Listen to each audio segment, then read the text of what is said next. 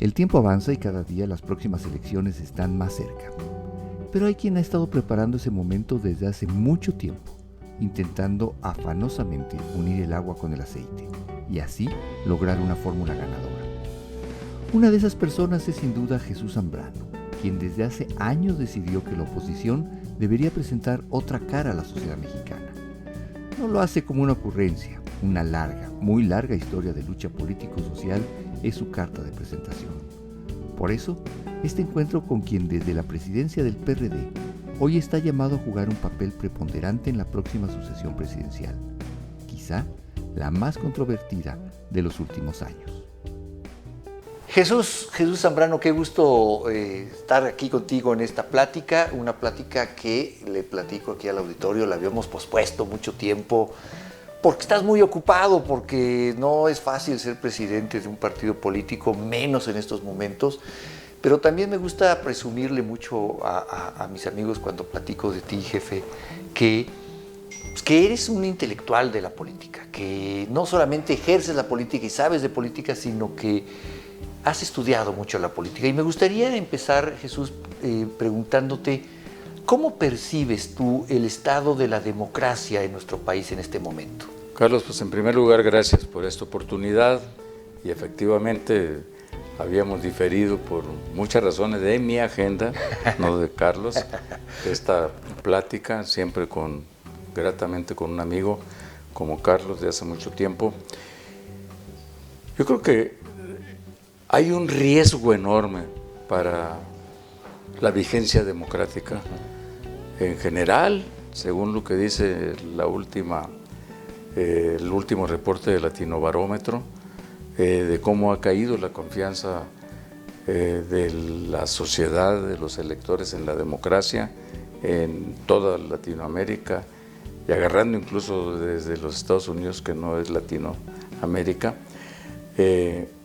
y particularmente para México, en donde las tentaciones autoritarias del actual presidente López Obrador han rebasado prácticamente los límites de todo lo que pudiéramos haber esperado quienes lo conocemos muy a fondo en su comportamiento. Porque para ti no es una sorpresa, quizá para muchos mexicanos sí fue una sorpresa, pero tú lo conoces de hace muchos años al presidente. Sí, pero como un día platicando en familia, viendo las noticias del momento, hace tiempo, de decisiones que estaba tomando López Obrador, le decía yo a mi esposa, oye, no, híjole, nunca me imaginé que iba a suceder esto que estamos viendo, sus ataques a la Corte o a los partidos de oposición o a los empresarios, a los medios de comunicación, ¿no? Sí.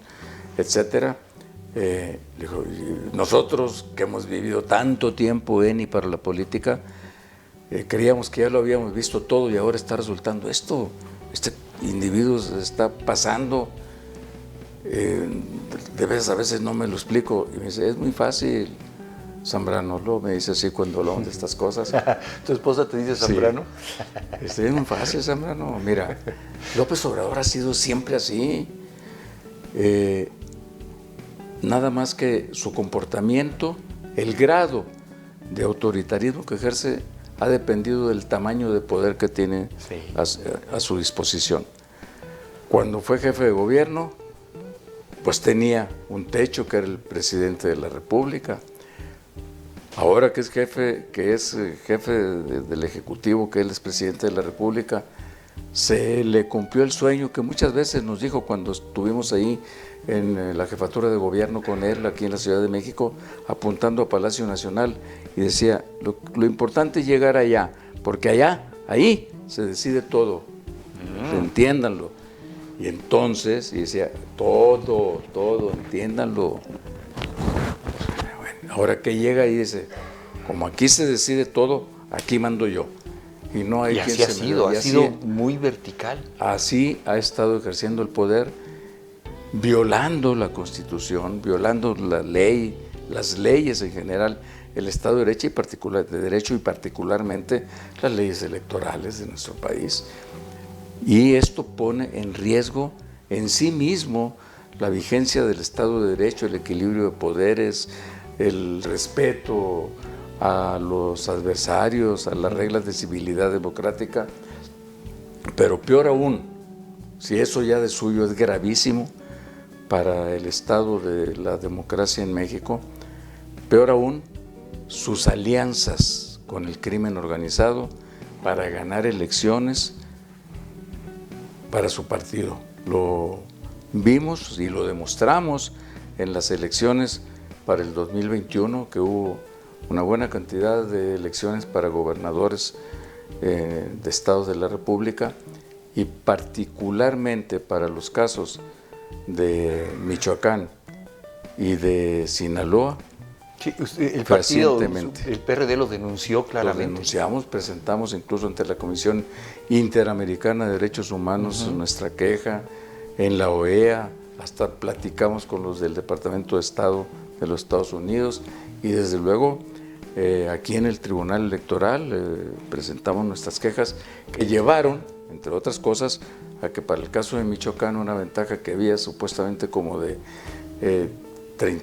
50,000 votos, ¿no?, se redujera al anular casillas en donde demostramos que había habido violencia ejercida por grupos criminales contra electores, contra representantes de casilla, etcétera. Se redujo a 15,000 votos la ventaja. Entonces el tribunal, yo digo indebidamente, dijo, bueno, sí hubo injerencias indebidas, sí hubo este tipo de violencia, pero pues no fue determinante para el resultado de la elección. Oye, si se mete el crimen organizado... Es determinante. Claro que es determinante, pero así andamos. Entonces, esto es lo que, mirando de frente a lo que viene para el 2024, Carlos, el riesgo es, por una parte, una elección de Estado y la injerencia del crimen organizado en las elecciones, que pues nos habla de que López Obrador está dispuesto a ganar las elecciones, cueste lo que cueste. Cueste lo que cueste. Cueste lo que cueste. Haga tratos con quien haga tratos y viole lo que tenga que violar. Efectivamente, esa es mi convicción, a juzgar por el comportamiento que sigue teniendo y que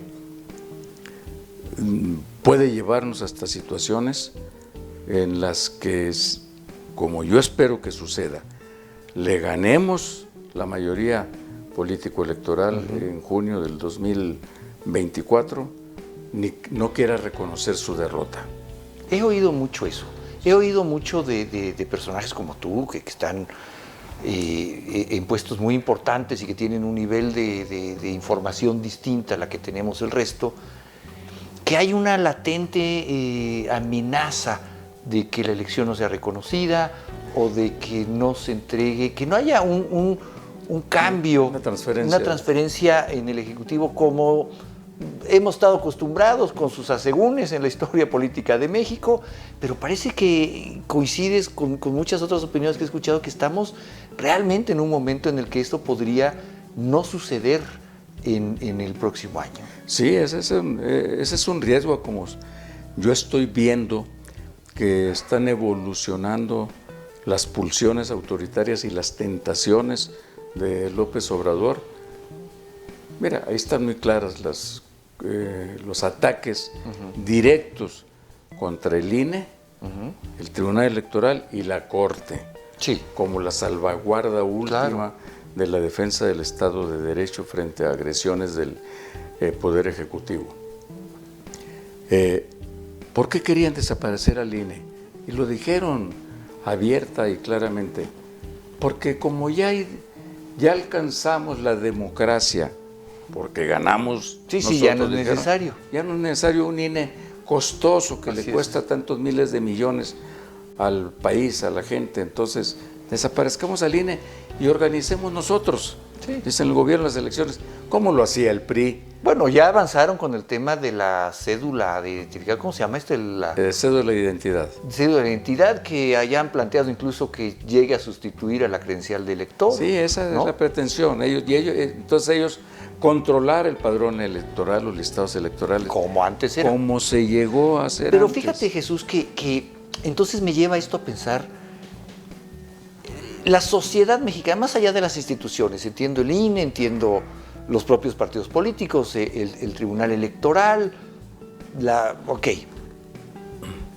Pero la propia sociedad, la sociedad mexicana había ido avanzando lentamente, pero decididamente también, hacia tener, si no gobiernos democráticos, que para eso creo que nos falta mucho, procesos electorales más o menos creíbles. En eso habíamos avanzado. Sabíamos que hoy el voto se contaba y luego había muchas otras instancias, pero había un avance y era algo que nos hacía sentir orgullosos a los mexicanos, cómo habíamos avanzado. Poquito, pero habíamos avanzado.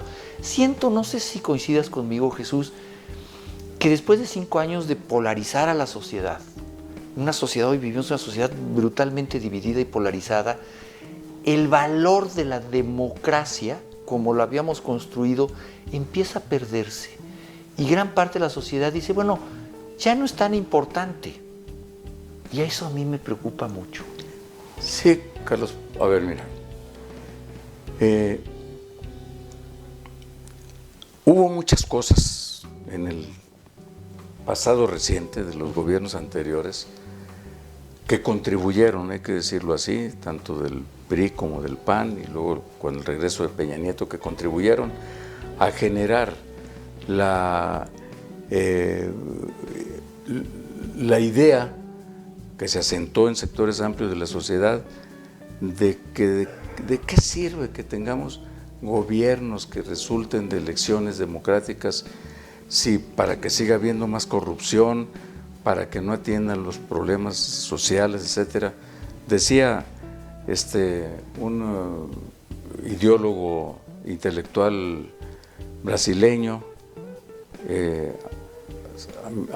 no me acuerdo ahorita bien del nombre precisamente, pero decía, una democracia sin alma social no le dice nada a la gente. Exacto. ¿Sí? Y se dejó que se deterioraran las condiciones de vida de las familias y junto con la corrupción galopante en el gobierno de Peña, viene López Obrador con un discurso, yo les voy a dar lo que necesitan, yo voy a combatir a fondo la corrupción, al día siguiente que llegue va a cesar la violencia como por arte de magia, además era, ¿no? Entonces, soluciones mágicas. Así es. Y ahora llega, ciertamente incrementa la cantidad y valor de los programas sociales, que además los directamente como control de sus operadores políticos para ir a operar el voto de los que reciben los programas sociales, y esa gente dice, esto es lo que necesitamos. Oye, pero es un autoritario. Mira, pero me da dinero. Pero me da dinero. Ahora ese dinero se va a acabar. Bueno, pues ese dinero ya se acabó. Ya se lo acabaron. Así es. Se acabaron todos los remanentes que habían creado, los fondos de estabilización económica, los fideicomisos que había, hasta los que sustentaban el Fonden, el de los desastres naturales, todo eso, ya se lo acabaron. Y ahora están pidiendo un endeudamiento neto para el 2024 de 2 billones de pesos.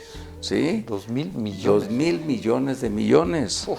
Entonces, el 4%. Ahora, pero me preocupa, Jesús, si la gente, si el grueso de la población asumió esto que tú nos dices, bueno, okay, sí está bien, es un autoritario, pero me da dinero.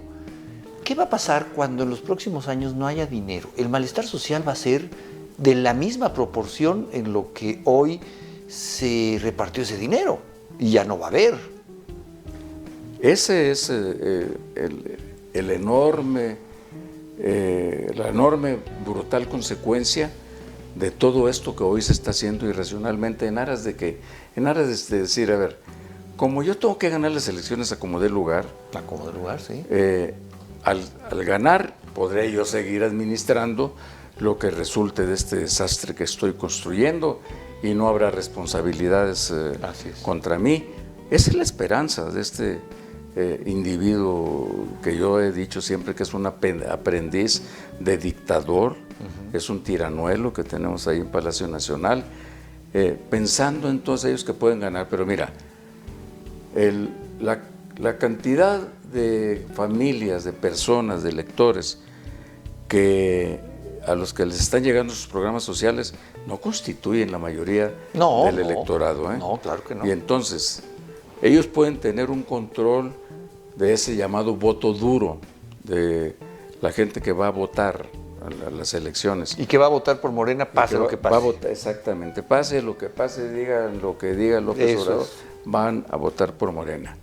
Es un voto duro, que son una buena cantidad de millones de votos, pero no son la mayoría del electorado. Yo soy convencido de la tesis de que cuando una sociedad harta de lo que está pasando y que empieza a informarse bien y a fondo de las consecuencias que puede tener el ejercicio de este tipo de decisiones gubernamentales, nadie la va a detener si es mayoría para decir esto ya no puede seguir así. Claro. Por eso es tan importante también el hecho de que la sociedad civil, organizada o no organizada, más allá de los partidos políticos, de los que en este caso hacemos la coalición Fuerza y Corazón por México.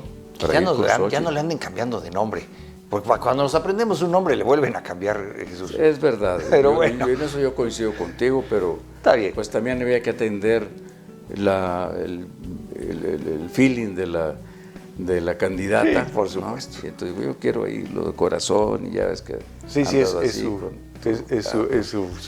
marca. Bueno, entonces hay que convencerlos a ellos, a las mujeres que son más del 50%, 52% de la población, a los jóvenes, la tercera parte de jóvenes entre 18 y 29 años van a decidir la elección y son los que menos votan y son los que tienen el riesgo de las consecuencias de lo que hoy se está dando. Antes de pasar a parte de la elección, que me interesa mucho platicarla contigo, no quiero dejar de lado una preocupación cada vez mayor entre un gran número de la sociedad, en el que me incluyo, y en este escenario que estamos leyendo de cara a la próxima proceso electoral, la enorme militarización de la vida pública, de la vida económica, esto me parece a mí también que prende un foco rojo, Jesús. Eso se conjuga con lo que comentábamos hace unos minutos. Riesgo de elecciones de Estado para ganar a como dé lugar, colusión, complicidad con el crimen organizado para que se metan las elecciones y para que se meta y las financie. Sí, ¿no? exacto. Sí, eso, claro. O para matar o asustar adversarios, lo que sea. Y luego el papel de los militares. A ver, ¿cómo lo lees? En todas las áreas. Mira, ya ahorita, Carlos, a estas alturas hay más de 220 funciones civiles que están en manos de militares. Okay. Y le están dando más todavía. En estos días les entregan otros aeropuertos, ¿no? Sí, estos que ya van a empezar a funcionar. Entonces, ¿por qué está haciendo eso López Obrador? Porque puede estar pensando en lo que comentábamos hace ratito, en que si pierde, como es, ojalá y suceda, y estamos trabajando para que así suceda, si pierde las elecciones, va a decir, me hicieron trampa, ya ven, ahí está el INE, por eso lo queríamos desaparecer, porque nos hizo trampa. A pesar de que ha puesto a su presidenta del INE, a pesar de que ha mandado a su gente. A pesar de todo eso. Y entonces, al no ganar las elecciones y no querer reconocer el triunfo, porque argumentará que el INE le hizo trampa junto con los partidos de la derecha, los conservadores, etcétera, puede caer en la tentación de decir yo desconocerlo. Así, o sea, no, yo desconozco los resultados, y entonces viene la gran decisión, la última de fondo.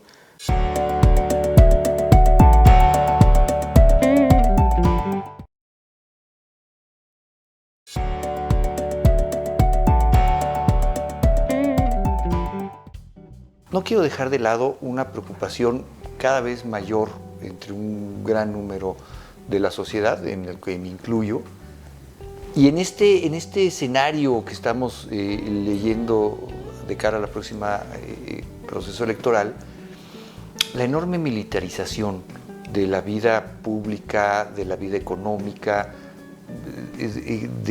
esto me parece a mí también que prende un foco rojo, Jesús. Eso se conjuga con lo que comentábamos hace unos minutos. Riesgo de elecciones de Estado para ganar a como dé lugar, colusión, complicidad con el crimen organizado para que se metan las elecciones y para que se meta y las financie. Sí, ¿no? exacto. Pues, sí, eso, claro. O para matar o asustar adversarios, lo que sea. Y luego el papel de los militares. A ver, ¿cómo lo lees? En todas las áreas. Mira, ya ahorita, Carlos, a estas alturas hay más de 220 funciones civiles que están en manos de militares. Y le están dando más todavía. En estos días les entregan otros aeropuertos, ¿no? Sí, estos que ya van a empezar a funcionar. Entonces, ¿por qué está haciendo eso López Obrador? Porque puede estar pensando en lo que comentábamos hace ratito, en que si pierde, como es, ojalá y suceda, y estamos trabajando para que así suceda, si pierde las elecciones, va a decir, me hicieron trampa, ya ven, ahí está el INE, por eso lo queríamos desaparecer, porque nos hizo trampa. A pesar de que ha puesto a su presidenta del INE, a pesar de que ha mandado a su gente. A pesar de todo eso. Y entonces, al no ganar las elecciones y no querer reconocer el triunfo, porque argumentará que el INE le hizo trampa junto con los partidos de la derecha, los conservadores, etcétera, puede caer en la tentación de decir yo desconocerlo. No, yo desconozco los resultados, y entonces viene la gran decisión, la última de fondo de un dictadorzuelo. Apóyenme, Fuerzas Armadas, a los que tanto he beneficiado, claro, para que ustedes puedan seguir disfrutando de todas estas prebendas, de todos estos miles de millones que he puesto a su disposición, sin licitaciones, sin que se les hagan auditorías, todo que da pie a la enorme corrupción como ha sucedido en Nicaragua, en Venezuela y otros países que han sufrido este tipo de problemas, que lo están sufriendo. Y entonces, él pensando, López Obrador, que las Fuerzas Armadas van a decir, lo que usted ordene, señor presidente, como comandante en jefe de las Fuerzas Armadas de nuestro país, según la Constitución. Y entonces, a ver, ¿qué decisión van a tomar los militares? ¿Van a irse en contra del pueblo, de la gente, de quienes salgamos en su momento, si se diera el caso, a protestar para reprimir? ¿O van a decir, no, señor presidente, mira, no perdamos de vista, Carlos, en contrapartida todo esto de las grandes cosas que se le están depositando de responsabilidades a las Fuerzas Armadas en nuestro país, a los militares, no perdamos de vista que hay un gran sector, y según lo que yo sé, porque platico con muchos de los integrantes de alto nivel de las Fuerzas Armadas de nuestro país, hay un gran sector de las Fuerzas Armadas que de ninguna manera están contentos con lo que está pasando, porque están viendo el desprestigio que están acarreando ellos también como instituto armado, que hasta por la estrategia misma de abrazos no balazos, que a cada rato los desarman, los nalguean los grupos delictivos. Y les dicen pongan la otra mejilla, sí, ¿no? pongan la otra mejilla. Así es. Entonces eso irrita a todo un sector de militares que no comparten esto que está sucediendo con sus jefes. Y Jesús, hemos platicado, tú y yo lo hemos hecho a lo largo de mucho tiempo, el papel de los partidos políticos en esta nueva configuración de la política o en esta nueva etapa de la política. Tengo la sensación, Jesús, y conste que se lo digo al presidente de un partido político, que en este proceso electoral en especial, los partidos políticos no van a ser los votados. ni Morena, ni la coalición, ni los otros. Que por primera vez estamos frente a una elección en la que los personajes van a sobrepasar a los partidos políticos, a los membretes, sustentados sí en su organización, sin lugar a dudas, pero hay una enorme atención hoy a los personajes políticos. ¿Tú sientes que es momento de que los partidos políticos en su conjunto también se vean a sí mismos, digan, tenemos que abrirnos hacia la sociedad? Hemos hablado mucho de abrir los partidos a la sociedad civil. Yo tengo que reconocer que el PRD es el que más avanzó en este sentido. Conozco el proceso, ¿no? Pero se quedó trunco. Sí, yo creo que estamos obligados, Carlos, a revisarnos autocríticamente. Somos de las instituciones menos prestigiadas o más descalificadas, si le queremos llamar desde la otra perspectiva, de todas las instituciones que existen en el país. Nos ven, al final de cuentas, es duro y triste decirlo, nos ven como un mal necesario, porque somos el vehículo a través del cual se tienen que votar los partidos para poder ganar una elección, para llevar a alguien a un cargo de elección popular. Entonces, pero está claro que somos una parte minúscula del universo de votantes. Entonces, yo digo, hay que revisarnos,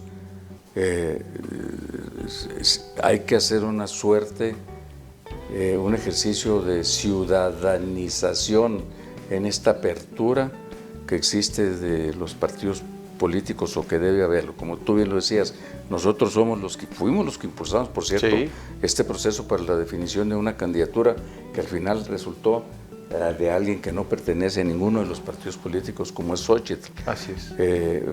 Y quería el PAN decidir que su candidato fuera el de la coalición.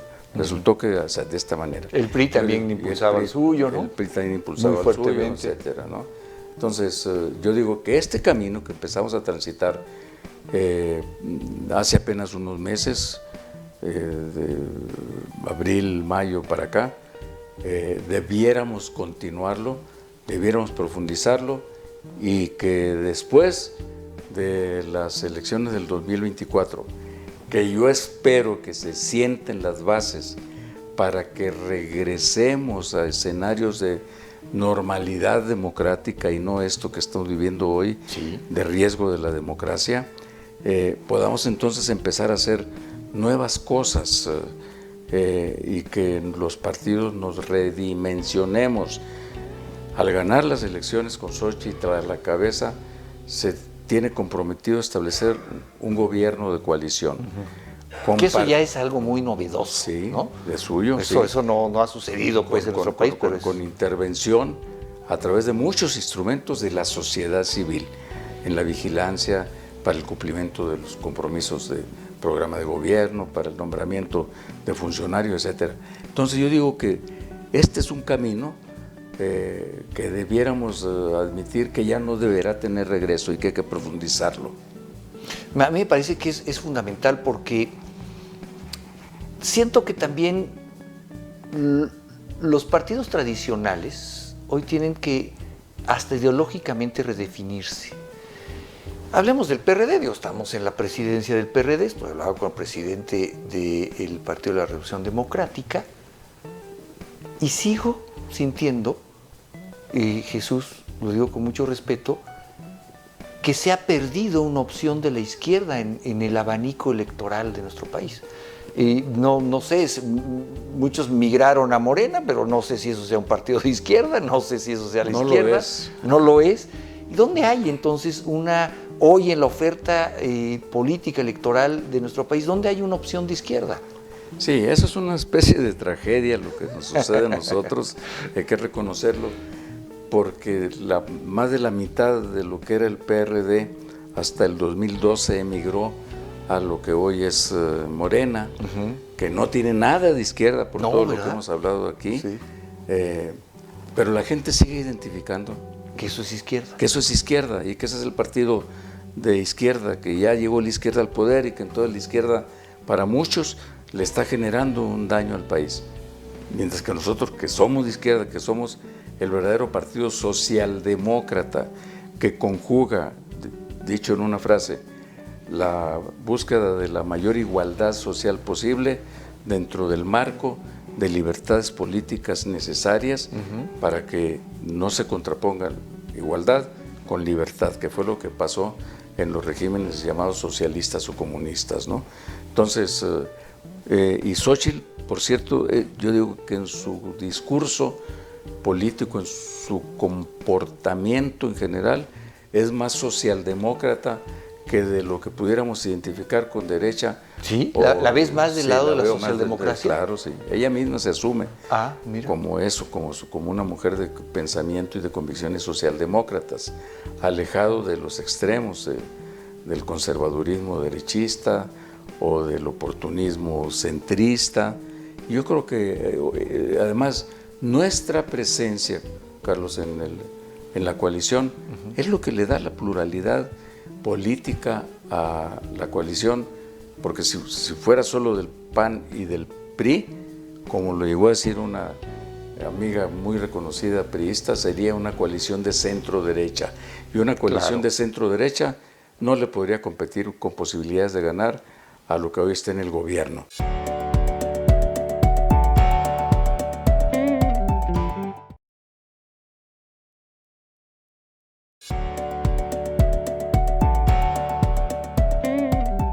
¿Y dónde hay entonces hoy en la oferta política electoral de nuestro país, dónde hay una opción de izquierda? Sí, eso es una especie de tragedia lo que nos sucede a nosotros, hay que reconocerlo, porque más de la mitad de lo que era el PRD hasta el 2012 emigró a lo que hoy es Morena, que no tiene nada de izquierda por todo lo que hemos hablado aquí, pero la gente sigue identificando que eso es izquierda. Que eso es izquierda y que ese es el partido de izquierda, que ya llegó la izquierda al poder y que entonces la izquierda para muchos le está generando un daño al país. Mientras que nosotros que somos de izquierda, que somos el verdadero partido socialdemócrata que conjuga, dicho en una frase, la búsqueda de la mayor igualdad social posible dentro del marco de libertades políticas necesarias para que no se contrapongan igualdad con libertad, que fue lo que pasó en los regímenes llamados socialistas o comunistas, ¿no? Entonces, y Xóchitl, por cierto, yo digo que en su discurso político, en su comportamiento en general, es más socialdemócrata que de lo que pudiéramos identificar con derecha. ¿Sí? ¿La ves más del lado de la socialdemocracia? Claro, sí. Ella misma se asume mira. como eso, como una mujer de pensamiento y de convicciones socialdemócratas, alejado de los extremos del conservadurismo derechista o del oportunismo centrista. Y yo creo que, además, nuestra presencia, Carlos, en la coalición es lo que le da la pluralidad política a la coalición, porque si fuera solo del PAN y del PRI, como lo llegó a decir una amiga muy reconocida priista, sería una coalición de centro-derecha. Y una coalición de centro-derecha no le podría competir con posibilidades de ganar a lo que hoy está en el gobierno. Y el PRD le da la pluralidad que a la coalición ya no se le puede calificar como de centro derecha, sino yo te diría en lo mejor de los casos de centro progresista o de centro izquierda, por el carácter cualitativo de la presencia del PRD allí, aun cuando en términos de porcentajes electorales no somos el partido mayor. Pero entonces también esto ha llevado a que hoy se dé este fenómeno que tú muy bien decías, de que la gente está hoy votando más por el personaje, y si le gusta una coalición y dice, con eso está bien, qué bueno que se junten, los necesitamos unidos en defensa del INE, en defensa de la Corte, en defensa de todas estas cosas, y con una candidata que no es de ninguno de ustedes. Entonces, pero esos son fenómenos nuevos que estamos viviendo. Son fenómenos totalmente nuevos, y creo que los propios partidos no han aprendido a procesar fenómenos nuevos como Xóchitl. no es de ningún partido, pero es la candidata de tres partidos, y esto es un nudo. Hemos notado que la campaña empieza un poco tiene dificultades, nudos, ¿no? tiene complejidades. Sí, estoy absolutamente cierto, no debe ser fácil. ¿Cómo garantizar que el PRD en esta coalición, en la que ciertamente no es el partido mayoritario, pero, y tiene razón, no había yo caído en cuenta, siempre cuando quieren denostar a la coalición dicen el PRIAN, pero el PRIAN no es la coalición, es el PRI, PAN, PRD. Así es. O sea, tiene razón, esto le da un equilibrio y lo centra. ¿Cómo garantizar que el PRD pueda permear con sus ideas de socialdemocracia a una campaña que parece tomada un poco por el PAN y muy estridente del lado del PRI? Los noto ustedes más discretos, más prudentes tal vez, pero ¿cómo hacer que este discurso permee en la campaña? Sí, ese es un otro reto que tenemos inmediato y lo estamos en verdad poniendo sobre la mesa para que se tomen decisiones. No puede darse el hecho de que, para decirlo de esta manera, la campaña de Xóchitl, su figura, esté empanizándose mucho. Exacto. Tiene que ser ella misma, por el equipo de campaña que debe terminar de formar, tiene que ser la candidata no de un partido, sino la candidata de la coalición. Y entonces en su equipo de campaña tiene que darse la pluralidad necesaria de los tres partidos y de la sociedad civil. O quizá al revés, ¿no, Jesús?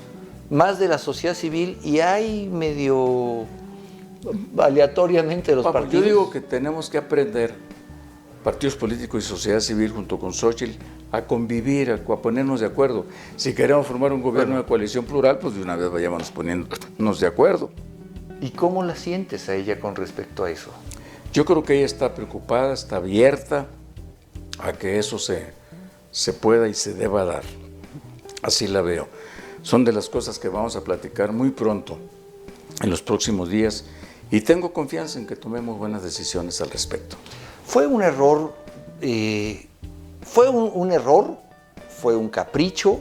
¿O fue un plan perfectamente orquestado el que MC no estuviera en esta coalición? No, es orquestado. Fue un acuerdo que hizo López Obrador con MC, con Dante, con Alfaro y con Samuel García, para que no se sumaran al frente, que no fueran a apoyar a Xóchitl, que fueran con Samuel García. Ahora están metidos en un enorme enredo. Sí. Y al mismo tiempo que para el caso de Jalisco, para la gubernatura, que se va a jugar también en el 2024, Morena le pusiera una candidatura a modo. Ya la decidieron. Es alguien que pocos la conocen. ¿Para qué? Para que Alfaro, MC, en Jalisco tenga las mejores condiciones desde esa perspectiva para ganar la gubernatura de nueva cuenta. Ese fue el gran acuerdo. Entonces, sí son esquiroles, MC, juegan la estrategia del peje, del presidente. Pega directamente a los votos directamente de acá. La coalición. Pues sí, así. ¿Cómo? Ya digo, para no alargarnos más en esta plática, pero no quisiera terminar, Jesús, sin hablar de Jesús Zambrano. Hemos hablado del PRD, hemos hablado de Xóchitl, hemos hablado de la política, hemos hablado del presidente. Déjame hablar de mi amigo Jesús Zambrano. Has estado en la política muchos años. Has sido un hombre muy prominente en la política. Diriges hoy un partido político fundamental. Y has estado en el Senado y has estado en la Cámara de Diputados. No he estado en el Senado. No he sido senador. Es cierto, el otro Jesús. Es que luego, es que también Jesús Ortega. Pero mucha gente piensa eso, cree que yo ya pasé por el Senado. Pues tal vez hacia allá vamos. Dios te oiga, diría mi mamá. Jesús Zambrano, ¿cómo ve los próximos años de Jesús en la política? Mira, yo desde luego que uno sabe también que los ciclos se van cerrando, agotando. Ahorita yo estoy metido a fondo aquí como presidente del PRD para que logremos por supuesto, incrementar nuestra votación. Se habla mucho de que el PRD ya va rumbo a la extinción. No va a suceder. ¿No va a suceder? No va a suceder. Nosotros vamos a seguir perviviendo, vamos a elevar nuestro nivel de votación y porcentajes y vamos a llegar a tener bancadas significativas federales en la Cámara de Diputados. Espero que incrementemos también nuestra presencia en el Senado. Hay quienes están planteando que yo debiera estar allí en el Senado para los próximos 6 años. Vamos a ver. Hay quien lo estaba planteando, pero Jesús Zambrano, ¿qué es lo que plantea? Bueno, mira, sí me gustaría.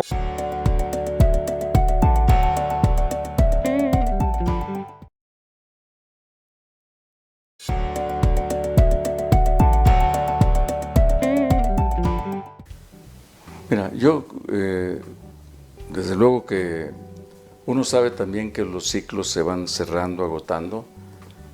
Ahorita yo estoy metido a fondo aquí como presidente del PRD para que logremos, por supuesto, incrementar nuestra votación. Se habla mucho de que el PRD ya va rumbo a la extinción. No va a suceder. ¿No va a suceder? No va a suceder.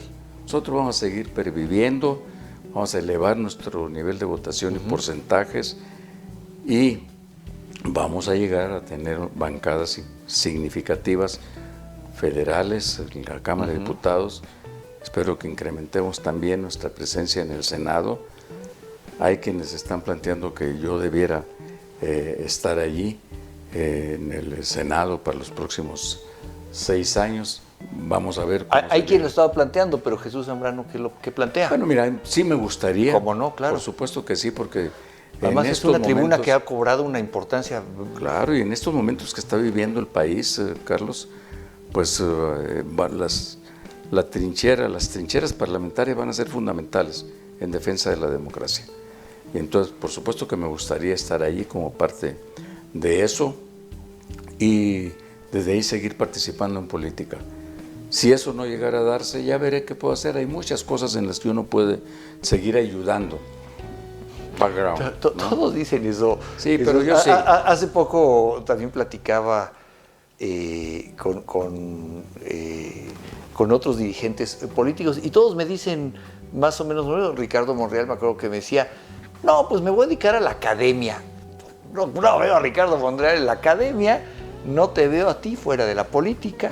No, a ver, cuando yo digo eso es ya no como una figura relevante en un cargo partidario, no, ya no.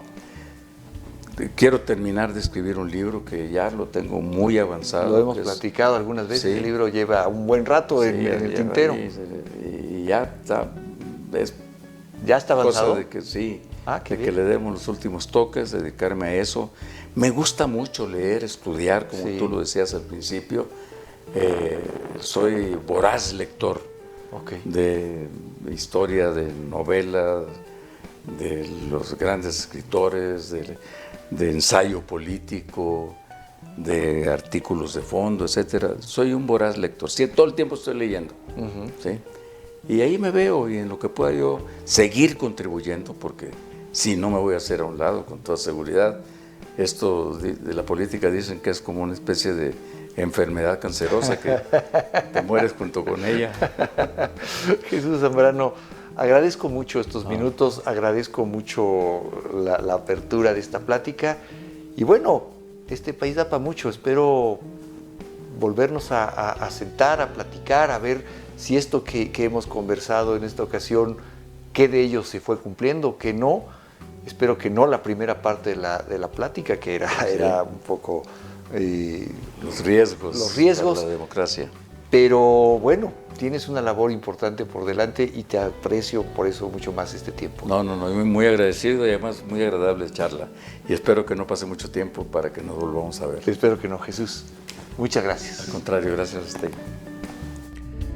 Termina mi encuentro con Jesús Zambrano y no puedo sino pensar en cómo será el país dentro de unos meses, cuando el proceso electoral haya concluido y todas las hipótesis que hoy tanto escuchamos de una y otra parte sean o no una realidad. Me quedo con su forma clara y serena de ver el futuro de México.